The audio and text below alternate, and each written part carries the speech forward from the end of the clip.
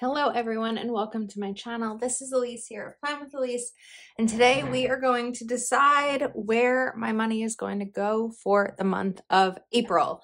So I've been changing up a little bit how I do my budget videos, and instead of like breaking down my bills and everything, which gets to be quite repetitive, we are going to talk about leftover money and what I'm going to do with it. So leftover money is not a great term, but it's basically meaning the money after my bills.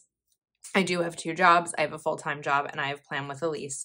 So and I decide each month what I'm going to pay myself from Plan with Elise. It's usually a piece of what I earn because of course I do need to pay for taxes and things like that. Nothing that I earn Plan with Elise wise, taxes taken out right away. So I do set aside a decent chunk for that once tax bills come. Okay, so I've already looked at the number in terms of my bills and what comes next. So the number that we are working with for April is $23.81. Now here I have an old page that I made in my planner in 2020, I think, here on YouTube. And these are just the different kind of like reference points of what to save for. And then I also have this other page here of extra monthly expenses, things that I know are going to be coming up financially that I'll want to set aside money for. I guess I didn't really fill this in April, but I mean in February. But in April, I don't really have anything coming up that's going to cost me money outside of my normal things. I do have Amelia's birthday. This will be helpful for next year, but I've already actually given her her present. So Amelia B-Day. That's Heather Calva Plan's daughter. So that I actually used in March as part of just my ongoing gift fund. So now that I know that my extra expenses are taken care of, May, of course, we're going to need to look more into these, but April is kind of open. So there are certain categories I work with every month. So let's list those first. My spending money, my grocery money. I typically will do a miscellaneous, kind of like a buffer. Some people call it a buffer. Some people call it miscellaneous. Money I'm adding to my general savings, like my emergency fund type of savings. Roth, which is my retirement. And then a couple of expenses, not expenses, kind of like rolling sinking funds for manicure and gas. And I don't really list these as a bill because it just kind of depends on when I get gas or when I get a manicure. All right, so spending, I've been doing this and it's working out really well. I'm also just going to bring in my little April calendar here, but I do $50 a week of spending. This kind of spending can be anything. I'm also going to multiply this by 4 because I have 4 paydays in April. So the spending can be anything from a quick run to CVS to pick up whatever, maybe it's makeup, maybe it's, I don't know, a snack. It's just kind of like variable, any kind of spending that I do throughout the week. And then that's usually where, when I do my 100 envelope challenge with cash savings, that usually comes from my spending, whatever I have left over, because I'm not typically spending the full amount that I'm budgeting. Next up, we're going to go for groceries. I am increasing my grocery budget to $70 a week from $50 a week. The reason for that, number one, prices have gone up. Number two, I have decided to switch to grocery delivery. I'm using Amazon grocery delivery, and it's much more manageable for me than going to the grocery store. I really hate going to the grocery store. It stresses me out, and I've decided that we are just going to do grocery delivery unless one week I change my mind and decide I actually want to go to the grocery store, or if there's something I'm forgetting. Miscellaneous is $150. We might lower this amount in the future, but that's what I've been doing that works for me. This is typically anything household, like I recently needed to buy garbage bags. I also picked up a tea kettle because I was having issues with my throat and I didn't have anything to make tea with. I probably, excuse me, could have, microwaved a mug or something, but I picked up like a $12 tea kettle. So miscellaneous is anything that I didn't really budget for, but is probably something that I didn't budget for it specifically, but it's something that I'll end up picking up. It could be cleaning supplies, household items, like I said, anything kind of random. And one of my focuses for 2023 is putting $200 a week into savings. I feel like I say this each month that it's a lot of money and I feel the dent. I feel the weight of putting so much money into savings. So I'm still going to try to do it in April. I've been successful all year long and I'd like to continue that progress. And then we are going to put $500 into my Roth IRA. I'm averaging $500 a month, which will get me to $6,500 for the year, which is the maximum allowed contribution for someone of my age. Now, $6,500 a year divided by 12 months is not $500. I did $750 in January and February to make up for that additional $500. I usually budget $75 a month for manicures. I spend a little, I get manicures every 2 to 3 weeks, so I really have an envelope that kind of is just rolling where I put the money in.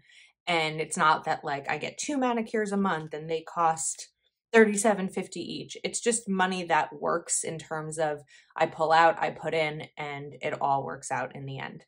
And then gas, we are going to go to $50. Luckily, I have a decent amount of money in my gas sinking fund right now because I haven't gone out much. I work from home. I don't have a ton of errands to run that are far from me. But with my niece and nephew starting soccer season again, there will be lots of travel involved. So we'll see how $50 does for me. Luckily, I have a little bit of a buffer, but I will want to keep an eye on that in April and see how much gas I'm actually using so that I know what's a good budget for May. So let's do some math here. 2381 minus 200 minus 280 minus 150 minus 800 minus 500 minus 75 minus 50. What's left is 326. So it's not a ton left, but it's something that I can work with. One of my big savings focuses for the year is actually an additional month into my 1 month of savings. I have 1 month saved. I want another month. The bills are about $3,500, so it's not that easy to just save $3,500. So I think that we're going to toss this entire 326 into my 1 month of savings, which will help me make a nice dent in it to get closer to having 2 months of bills saved.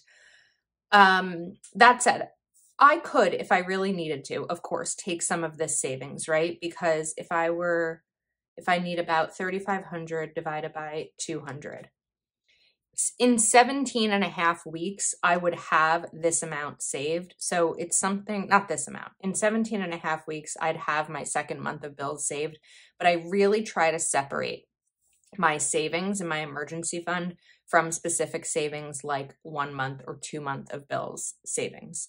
So the way that I'll kind of map this out, let's move this over and kind of talk a little bit about the calendar portion. I know that this is a little curved from the stand it was on. This will be $50 a week for 4 weeks. Groceries will be $70 a week for 4 weeks. This miscellaneous, I'm just going to note here, April 3rd paycheck. I really try to get my miscellaneous given to myself the first week of the month so that I have it there as the month goes on. Savings will be $200 a week for 4 weeks. Roth, I can wait until, and I usually do wait until the last payday of the month because it's not, you can't just take out that money as opposed to putting money in my savings. I could take that out if I needed it. This is like the last priority. While it's a high priority and I do prioritize it, it's the last thing that my money will go into in case something else comes up throughout the month.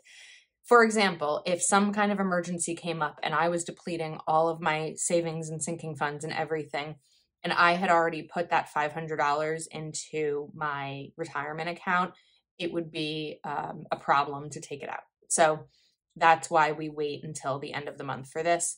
Manicure and gas, I will also try to do in my April 3rd paycheck. Oops. Okay. And gas too. So what I'll do each week, every Monday morning when I get paid, is I will go through and look at my breakdown. So I'll look at this in addition to my bills. I will take all of my money. So let's map this out a little bit.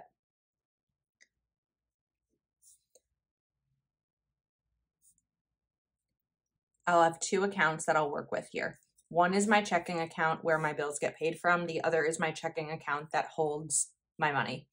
So for my spending, the money will go into here. So let's say after 1 week, we'll have $50 in here as my second checking account.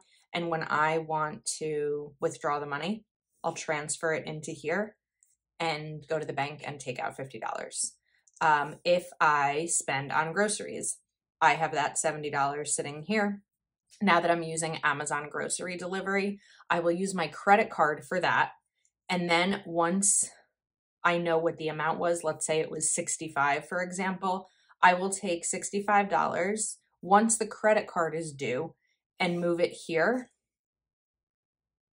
to pay that credit card with my grocery money. I hope that makes sense. I'll figure out another way eventually to talk about this. It's just a little challenging to do without actual numbers and showing you all of that kind of stuff. So this is just kind of a breakdown of where my money is going to go for the month of April.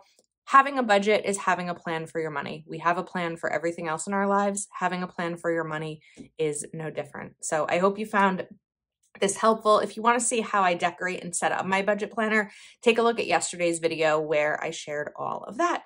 That is a wrap. I hope you enjoyed. Please do subscribe to my channel if you are not yet subscribed, and I will see you next time.